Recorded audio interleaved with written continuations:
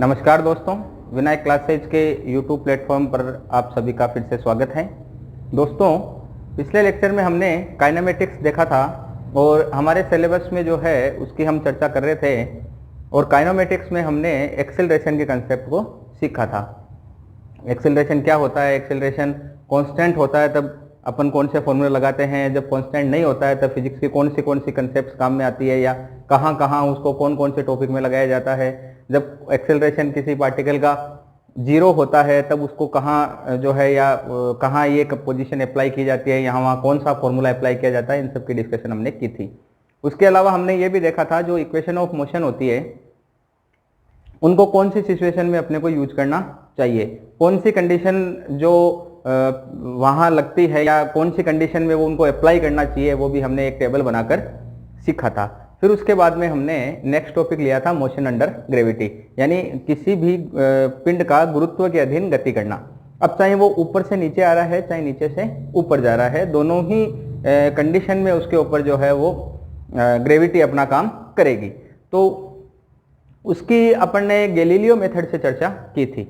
हमने ये कोशिश की थी कि भाई हम जो इक्वेशन ऑफ मोशन है उनको कम से कम यूज करें, और हम लोग जो गैलीलियो ने अपनी क्या सोची थी, गैलीलियो ने उस समय क्या अपना दिमाग लगाया था, गैलीलियो ने जो है वो नीचे आती हुई के लिए कौन कौन से अनुपात बनाए थे जिनको अपन गैलीलियन ऑड रेशियो भी बोलते हैं, उनकी चर्चा भी हमने की थी। और हमने ये भी देखा था कि भाई नीचे से ऊपर से कोई गेंद को नीचे गिराया जाता है तो उसके ऊपर दो फॉर्मूले अप्लाई होते हैं जिनसे उनका समय और गिरने की जो हाइट है वो भी ज्ञात की जा सकती है। आज का जो हमारा टॉपिक रहेगा वो मोशन अंडर ग्रेविटी ही है, और मोशन अंडर ग्रेविटी में अपन ये देखेंगे कि किसी चीज को नीचे से जब अपन ऊपर फेंक रहे थे तब तो वो अप्लाई हो ही रहे थे। अब हमारे को ऊपर से फ्री फॉल नीचे गिराना है, किसी घर की छत के ऊपर या किसी मंजिल के ऊपर अपन खड़े हो गए और वहां से जैसे मैंने ये मार्कर है उसको मैंने नीचे की तरफ ड्रॉप किया, तो हमारे को देखना है कि भाई उसमें जो ग्रेविटी है वो किस तरह से अपना रोल करती है, ग्रेविटी जो है उसको स्पीड को कितना बढ़ाती है, कितना समय लगता है उसको नीचे आने में, ये सब डिस्कशन आज हम इस लेक्चर में करेंगे। तो चलिए शुरू करते हैं। तो 3 बात अपन ने कर ही ली थी, आज चौथी बात जो है उसको भी देख लेते हैं कि भाई गिरने में लगा समय।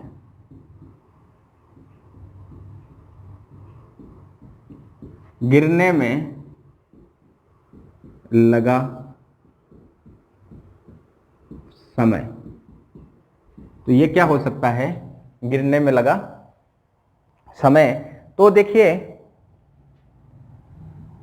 ये हमारे पास धरातल है और यहां कोई h हाइट की कोई बिल्डिंग है, ये कोई h हाइट की कोई बहुमंजिला इमारत है। यहां से आपको फ्री फॉल का मतलब यहां ये माना गया है कि एकदम यूं हाथ में जैसे मार्कर है इसको डायरेक्टली यूं नीचे की तरफ छोड़ना है, डायरेक्टली इसको नीचे की तरफ छोड़ना है। समझ रहे हैं आप बात को? तो इसको बोलते हैं अपन फ्री फॉल करना। आपको ऊपर से यूं फोर्स नहीं लगाना है अपनी तरफ से, तो वो फ्री फॉल हो जाता है। तो यहां से मैं अगर मान लो इसको फ्री फॉल छोड़ता हूं तो उस कंडीशन में उसका u बराबर 0 माना जाएगा। क्यों? क्योंकि आपने उसको प्रारंभिक अपनी तरफ से कोई वेग नहीं दिया है, जो उसको वेग मिला है वो प्राकृतिक रूप से मिला है, ग्रेविटी के रूप में मिला है। तो यहां से अपन ने ये चीज को नीचे की तरफ छोड़ा और इस चीज ने कोई जो है वो वेलोसिटी प्राप्त करी। यहां से u बराबर 0 था तो ऑब्वियसली यहां से ये v बराबर कोई वेलोसिटी प्राप्त करेगी, ठीक है। और यहां से गेंद जो है वो कुछ समय बाद में धरातल पर नीचे आ जाएगी। तो इस कंडीशन में आपको फॉर्मूला लगाना है कि भाई कितने समय में नीचे आएगी। तो t बराबर होता है root of 2h by g, root of 2h by g, जहां h मीनार या मंजिल की ऊंचाई है और g जो है वो आपका ग्रेविटेशनल एक्सीलरेशन है, जिसकी वैल्यू अपन 9.8 मानते हैं और अपने न्यूमेरिकल सोल्व करने में अपन उसको 10 भी लेते हैं। चलिए अब बात कर लेते हैं ये फॉर्मूला आया कहां से। तो सभी जानते हैं s इज इक्वल टू क्या होता है, ut प्लस हाफ at²। इस s की जगह मैं ले लूंगा h is equal to ut, नीचे की तरफ आ रहा है, ठीक है, ut प्लस हाफ at², तो यहाँ प्लस ही लेंगे अपन, तो g t² क्योंकि बढ़ रहा है। u बराबर आपका 0 है तो ये गई टर्म 0, तो h इज इक्वल टू क्या हुआ, हाफ जी टी स्क्वायर। इसको आगे सोल्व करेंगे तो 2 ऊपर चला गया तो 2h by g is equal to t square, square कटा तो √2/2h/g। यहां से अपन ने ये इक्वेशन से ही ये फॉर्मूला फाइंड किया है, जिसको अपन डायरेक्टली यूज करेंगे। चलिए इसका एक एग्जाम्पल लेके देख लेते हैं कि ये एग्जाम्पल किस तरह से अप्लाई करता है। तो हमारे पास जो है ये ग्राउंड हो गया, इस ग्राउंड से अपन ने कोई जो चीज है यहां से गिराई है ग्राउंड पर, सपोज इस तरह से, तो यहां इसका u बराबर 0 हो गया किसी पिंड का। और मीनार की जो ऊंचाई है, इस मीनार की जो ऊंचाई है वो हमारे को प्रश्न में दे रखी है 500 मीटर। 500 मीटर ऊंचाई है, यानी प्रश्न आपका कुछ इस तरह से दिया हुआ हो सकता है, किसी बहुमंजिला इमारत की ऊंचाई 500 मीटर है जिस पर किसी पिंड को स्वतंत्रता पूर्वक नीचे गिराया जाता है, तो पिंड का धरती से टकराने पर समय ज्ञात कीजिए, या पिंड कब धरती से टकराएगा। इस तरह से प्रश्न दिया हो सकता है। तो आपको यहां से इसकी जो है वो समय ज्ञात करना है। किस वेग से टकराएगा, तो वो वेग भी ज्ञात करना है। तो आपसे प्रश्न में क्या पूछा है, वेग और समय, जबकि आपकी मीनार की ऊंचाई दे रखी है 500 मीटर। चलिए इसको सॉल्यूशन करके देखते हैं। जब यहां से फ्री फॉल गिराया हुआ है, जमीन पे आना है, तो यहां से हम समय ज्ञात करेंगे कि भाई कितना समय लेगा। तो t इज इक्वल टू समय हो जाएगा √2h, यानी h की जगह लिखेंगे हम 500 बटा g, यानी g की जगह हम लेंगे 10। इसने इसको मारा, आया कितना √100, तो हमारे पास t का वैल्यू आया 10 सेकेंड। t का वैल्यू हमारे पास आया 10 सेकेंड। अब यहां आपको ध्यान रखना है कि जब किसी चीज को हम नीचे से ऊपर की तरफ फेंकते थे तब उसमें से ग्रेविटी घटती थी। हमने देखा कल गुल्लक वाली कंसेप्ट में कि भाई गुल्लक में अपन पैसे डाल रहे हैं और गुल्लक में सेंध लगी हुई है, जैसे हमने उसमें 50 रुपए डाले और उसमें से पर सेकंड जो है वो 10 रुपए निकल रहे हैं, तो 5 सेकंड बाद गुल्लक खाली हो जाएगा। तो ऊपर जाते समय ग्रेविटी हमारे से क्या करती है, लेती है, जबकि नीचे आते समय ग्रेविटी क्या करती है, देती भी है। जब हम किसी चीज को नीचे की तरफ डालते हैं तो हमारे को ग्रेविटी क्या करेगी, देगी। तो यहां से हम जो है ये भी निकाल के देख सकते हैं कि भाई यहां से जो है वो क्या होगा, ग्रेविटी लेगी या देगी।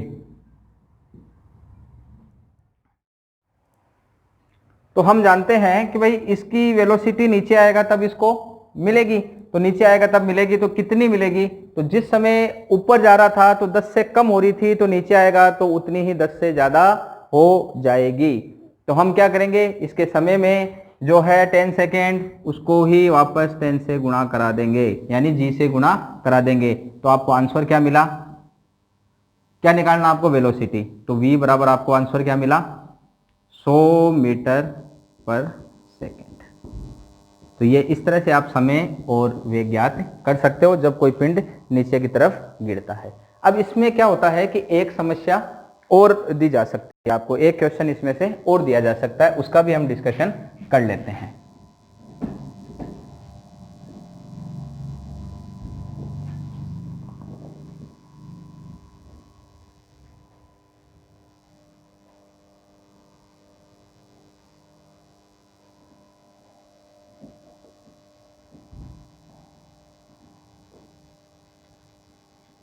उस डिस्कशन में हम देखेंगे कि भाई आपके पास कोई एक मीनार दे रखी है,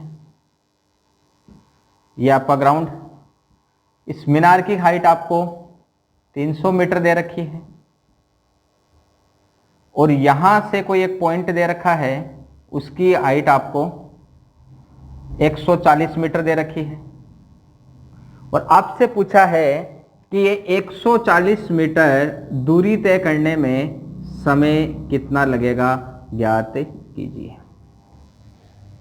यानी 300 मीटर ऊंचाई से कोई पत्थर जमीन के ऊपर गिराया जाता है, जब वो धरातल से 140 मीटर की ऊंचाई पर रहता है तब उसको ऑब्जर्व किया जाता है और 140 मीटर जो बची हुई ऊंचाई है उसको तय करने में कितना समय लेगा, ये आपसे प्रश्न पूछा गया है। मैं रिपीट कर देता हूं प्रश्न को।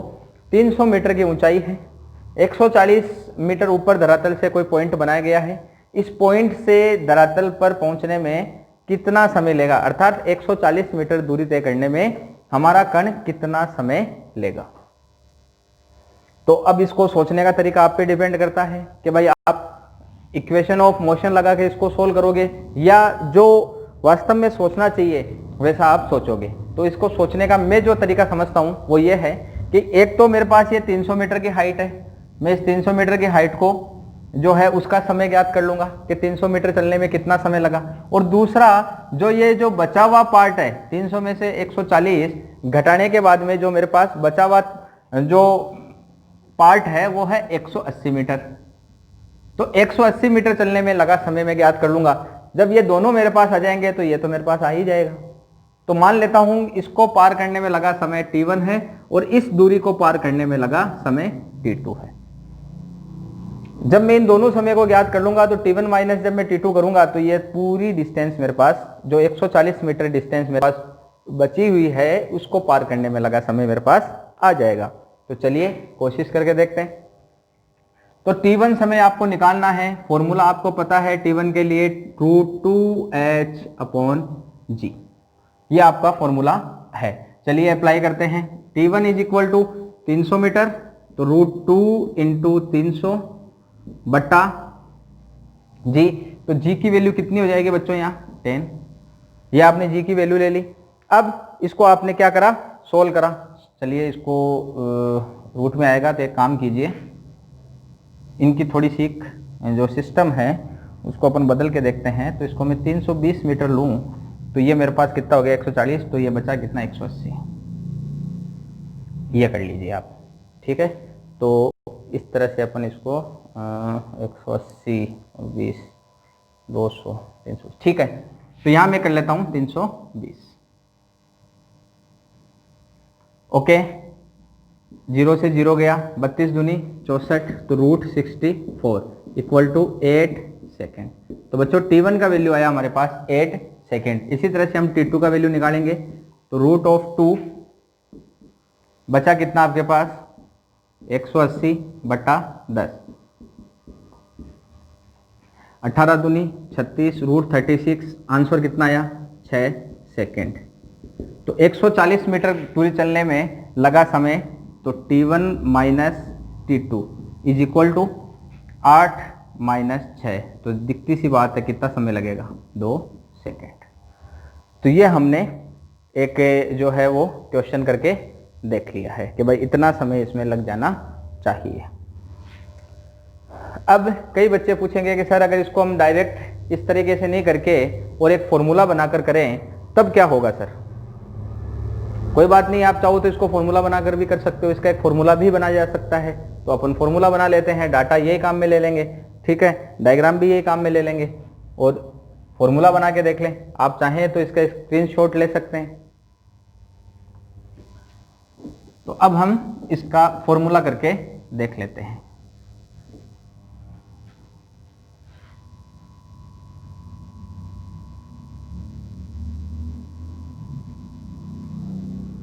चलिए, ये इस तरह का हो गया। तो सपोज ये जो हाइट दे रखी है आपको ये है h, ठीक है बच्चों। ये जो हाइट दे रखी है यहां से यहां तक की ये है स्मॉल h, तो ऑब्वियस सी बात है ये हाइट कितनी हो जाएगी h माइनस h, ये हाइट आपके पास हो जाएगी। तो अब यहां से डायरेक्ट h का वैल्यू निकालना है, तो उसके लिए h के लिए आपको समय निकालना है, स्मॉल h के लिए समय निकालना है। तो उसका फॉर्मूला अपन क्या करेंगे, अपन ले लेंगे। चलिए, ये दूरी पार करने में लगा समय क्या था t1 और ये दूरी पार करने में लगा समय क्या था t2, दोनों को सब्सट्रैक्ट करेंगे तो h का वैल्यू h पार करने में लगा समय हमारे पास आ जाएगा, ठीक है बच्चों। तो इसको अपन फॉर्मूले की तरह से करके देखते हैं। Suppose t1 is equal to क्या है √2h/g और t2 बराबर भी क्या है √2h माइनस h/g। करना क्या है हमारे को, टोटल t निकालना है। तो टोटल ये वाला t निकालने के लिए आप क्या करोगे, t1 माइनस t2 करोगे। तो t1 माइनस t2 करने का मतलब क्या हो गया, t1 है आपके पास √2h/g minus √2h minus h upon में g। इस तरह से आपके पास फॉर्मूला है। अब यहाँ से क्या करिए आप, √2/g को कॉमन निकाल लीजिए। t इज इक्वल टू क्या हो जाएगा, √2/g। यहाँ क्या बचा वो देख लीजिए आप। तो यहाँ बचा आपके पास √h माइनस यहाँ क्या बचा आपके पास, आपने क्या निकाला था कॉमन, √2/g। तो यहाँ क्या बचा आपके पास, 2/g गया तो √h माइनस h, ये आपके पास यहाँ से कॉमन बचता है। तो ये आपका समय निकालने का फॉर्मूला हो जाता है। तो आप चाहो तो उस जो आपने पीछे फॉर्मूला लगा के देखा है उसमें से भी ये फॉर्मूला लगाइए और आंसर फाइंड कीजिए। तो ये आपके उस क्वेश्चन को करने का फॉर्मूला भी हो सकता है। लेकिन इस फॉर्मूले के चक्कर में फंसने से बेटर यही है, आपके दिमाग में क्लियर होना चाहिए कि यहाँ से यहाँ तक पहुँचने में लगने वाला या एच हाइट पार करने में लगने वाला समय t होगा। ये हमारे को दूरी निकालनी है, तो ये ज्ञात करके पूरी में से घटा देंगे तो ये हमारे इस दूरी के लिए करस्पॉन्डिंग टाइम फाइंड हो जाएगा। ठीक है बच्चों, तो ये हमने मोशन अंडर ग्रेविटी को सीखा है कि हम किसी चीज को ऊपर फेंकते हैं तो क्या होता है, नीचे फेंकते हैं तो क्या होता है सॉरी नीचे फेंकते हैं तो क्या होता है कि वाटर टैप में से कोई पानी टपकता है तो उसका रिजल्ट क्या निकलता है। ये सब चीजें जो हमने डिस्कशन कर ली है और कुछ फॉर्मूले भी अपन ने देख लिए हैं। ठीक है बच्चों, तो ये हमारा आज का टॉपिक जो है हुआ। अब इसका थोड़ा सा एक बार अपन रिवीजन देख लेते हैं, एक आध क्वेश्चन भी कर लेते हैं। देखिए बच्चों, ये कंसेप्ट तो आपको याद हो ही गई होगी कि किसी पत्थर को जब हम नीचे से ऊपर फेंकते हैं तो ग्रेविटी उसे अपनी तरफ खींचती है, और जब किसी पत्थर को अपन वापस ऊपर से नीचे की तरफ फेंकते हैं तब भी उसको ग्रेविटी खींचती है। यानी हमारे पास कोई भी पत्थर है, उसको हमने यहाँ से u वेलोसिटी देकर ऊपर फेंका तो किसी एक पॉइंट पर जाकर उसकी v वेलोसिटी 0 हो जाएगी और पत्थर वापस नीचे की तरफ मूव करेगा। यानी जाने का और आने का, इन दोनों ही कंडीशंस के अंदर हमेशा जो है वो g नीचे की तरफ ही काम करता है। तो ये कंडीशन हमारे को पता होनी चाहिए। हमने पिछले वाले लेक्चरों में ये सीखा है, देखिए पहले सेकंड का खेल है। पहले सेकंड के खेल का मतलब ये है कि जब हम किसी चीज को नीचे से ऊपर की तरफ फेंकते हैं, नीचे से ऊपर की तरफ फेंकते हैं, तब पहले सेकंड में उसका वेग जो है वो 5 मीटर कम हो जाता है। यानी 5 मीटर पर सेकंड कम हो जाता है, या उसकी डिस्टेंस जो है जितने वेग से फेंकते हो उसकी डिस्टेंस में से 5 कम हो जाता है। यही सेम कहानी ऊपर से नीचे आने में है। जब अपन ऊपर से किसी चीज को फ्री फॉल नीचे की तरफ गिराते हैं तो पहले सेकंड में वो 5 मीटर ही चल पाता है। ये कंसेप्ट को ध्यान में रखते हुए अपन पीछे के टॉपिक का रिवीजन भी कर लेते हैं, और आगे जो अपन ने ये 3 टॉपिक पढ़े हैं इसके मोशन अंडर ग्रेविटी के एक ही एग्जाम्पल से उन तीनों को वापस करने की कोशिश करते हैं, जो काफी आपके बेनिफिशियल रहेगा। चलिए, तो मैं एक एग्जाम्पल से शुरुआत कर लेता हूं, और यहां से अपन देखते हैं कि सपोज ये कोई ग्राउंड है। जो चीज जैसे ऊपर जाएगी वापस नीचे भी आएगी, और ग्रेविटी जाते समय उससे लेगी और आते समय उसको देगी। ये आपको कंसेप्ट ध्यान में रखनी है। तो चलिए, यहां से मेरे पास एक कोई पार्टिकल है, इस पार्टिकल को मैंने u रफ्तार दी, और u बराबर मैंने दी इसको 50 मीटर पर सेकेंड। ये रफ्तार मैंने उसको u से 50 मीटर पर सेकेंड देकर ऊपर की तरफ फेंका। तो सीधी सी बात है, पहले बार में ये 50 है तो एक सेकेंड में ये कितनी दूरी चल पाएगा, 5 कम यानी 45 मीटर। कितनी दूरी चल पाएगा ये, 45 मीटर। कितने समय में, एक सेकेंड में। फिर उससे थोड़ी कम हो जाएगी, कितनी कम, 10 कम। तो यहां से इसकी दूरी माना हो गई 35 मीटर। ठीक है, यहां तक।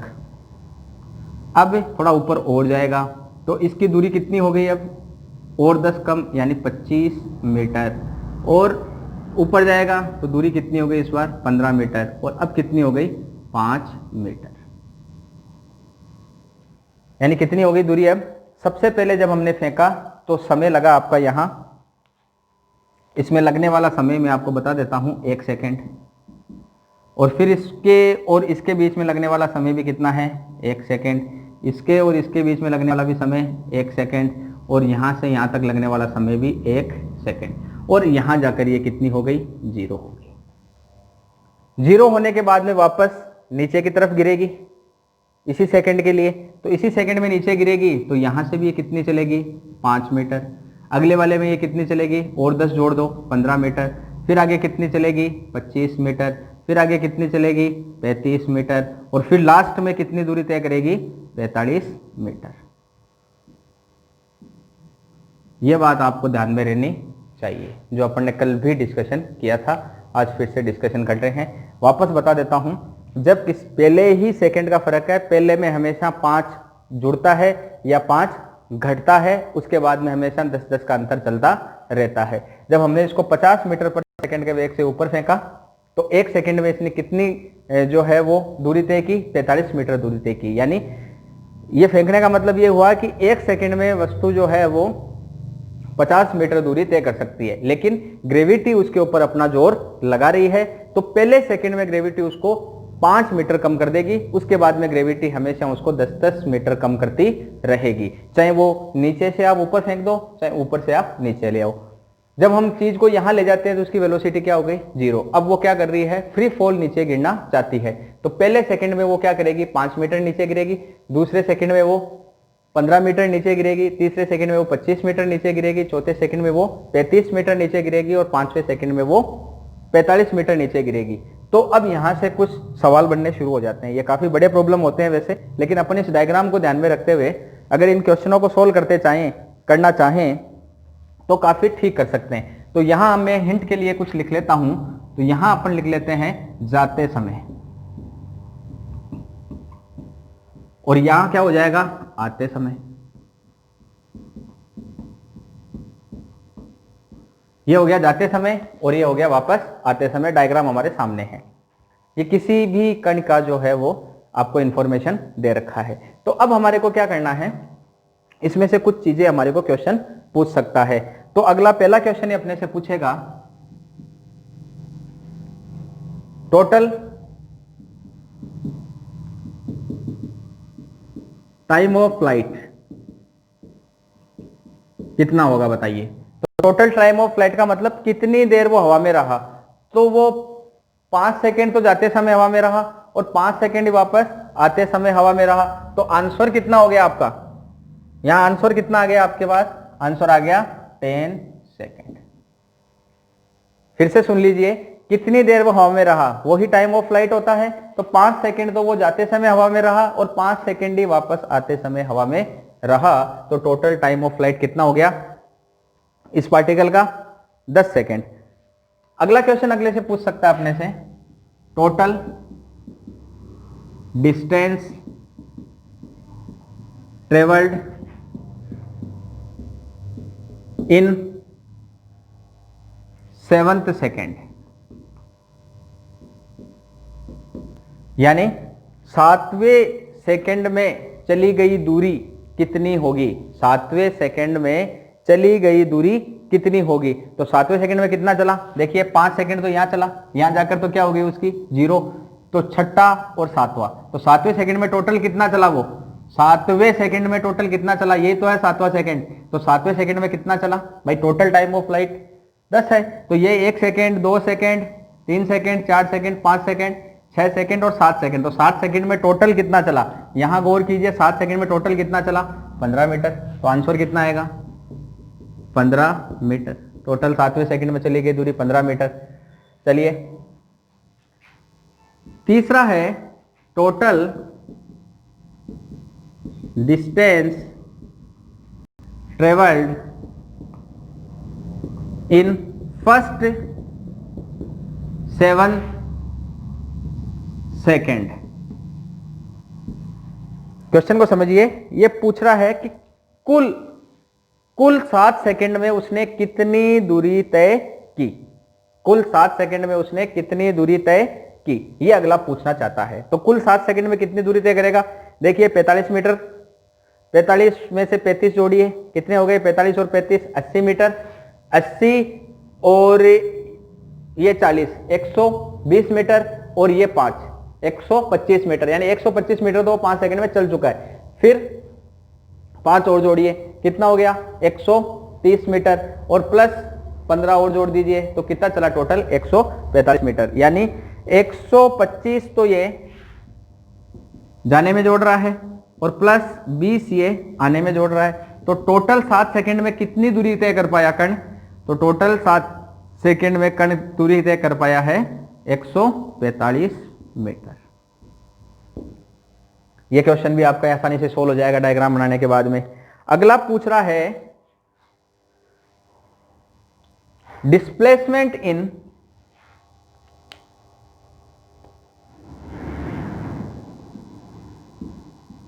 यानी विस्थापन, डिस्प्लेसमेंट इन 7th सेकेंड। तो 7वें सेकेंड में कितना डिस्प्लेसमेंट इसने तय किया? तो डिस्प्लेसमेंट का मतलब क्या हुआ है? डिस्प्लेस दूरी तय करने में तो अपन जाने की और आने के दोनों जोड़ लेते हैं, लेकिन डिस्प्लेसमेंट में ऐसा नहीं होता है। डिस्प्लेसमेंट में क्या होता है? ये बची हुई दूरी कितनी है, यहां तक तो ये 7 सेकंड में पहुंच ही गया, तो बची हुई दूरी क्या होगी भाई? यही तो है जो ये नहीं तय कर पा रहा है। यानी टोटल दूरी कितनी करेगा भाई? यहां से यहां तक तो ये गया और वापस आ गया, जिस बिंदु से ये रवाना हुआ उसी बिंदु पर वापस पहुंच गया, तो यहां तो इसका डिस्प्लेसमेंट क्या हो गया? 0। भाई डिस्प्लेसमेंट की परिभाषा तो यही है कि जहां से अपन शुरू होकर वापस उसी बिंदु पर पहुंच जाते हैं। जैसे एक कण है वो यहां से शुरू हुआ और वापस यहीं पर आ पाया, तो आपसे सवाल पूछा गया इसकी कण ए बिंदु से बी बिंदु तक गया तो उसकी दूरी और विस्थापन ज्ञात कीजिए। जब आपसे दूरी की बात की जाती है तो दूरी के लिए आप क्या कहते हो कि 2πr/2 यानी πr तो दूरी चला, लेकिन अगर आपसे विस्थापन की बात करते हैं, डिस्प्लेसमेंट की बात करते हैं, तो आप 0 लिख देते हो, क्योंकि विस्थापन फाइनल और इनिशियल पोजीशन के ऊपर डिपेंड करता है।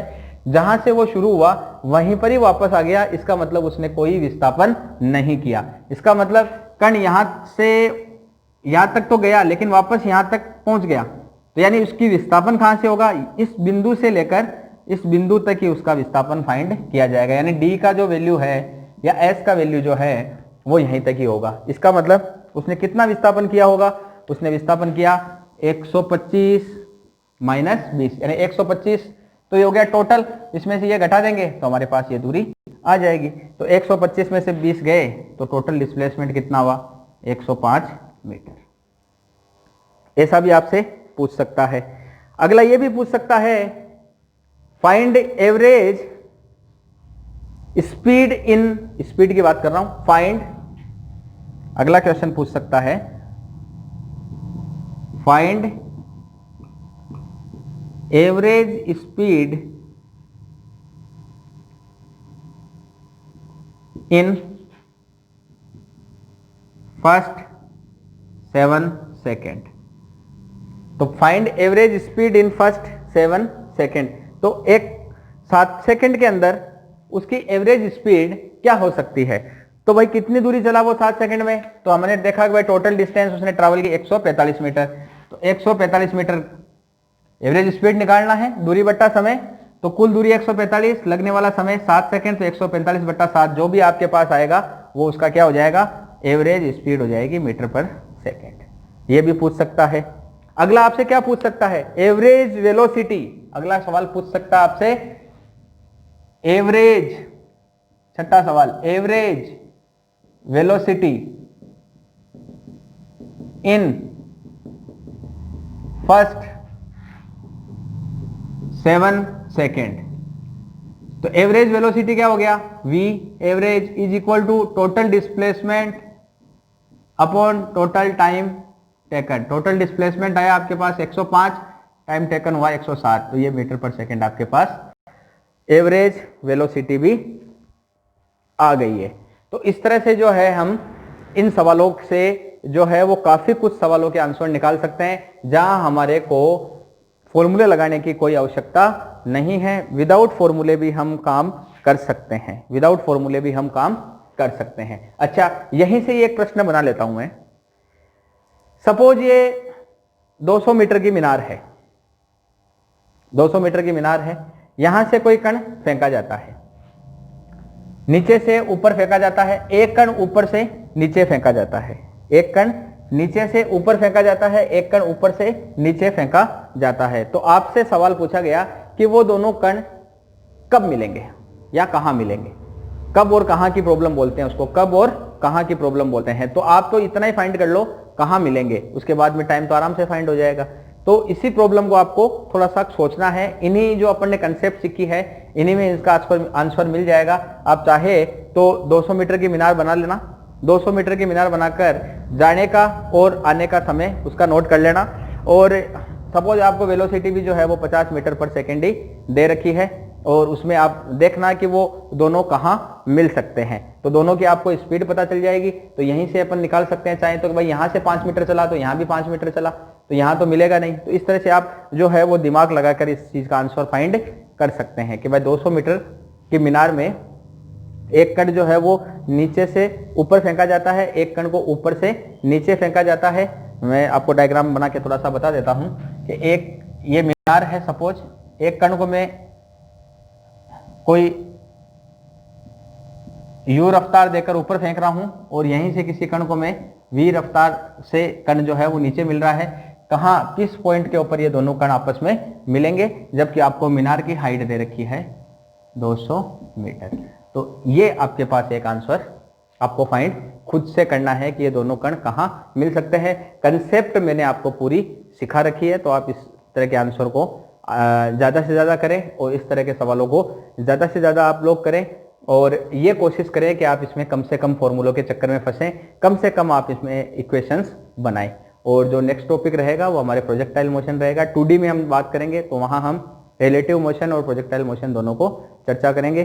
तब तक के लिए आप इस तरह के सवालों को खूब लगाइए और खूब उसमें मेहनत कीजिए। कोई समस्या आती है तो कमेंट बॉक्स में आप अपना जो है वो प्रॉब्लम बता सकते हैं और उसको सॉल्व भी किया जाएगा। तब तक के लिए धन्यवाद, पढ़ते रहिए।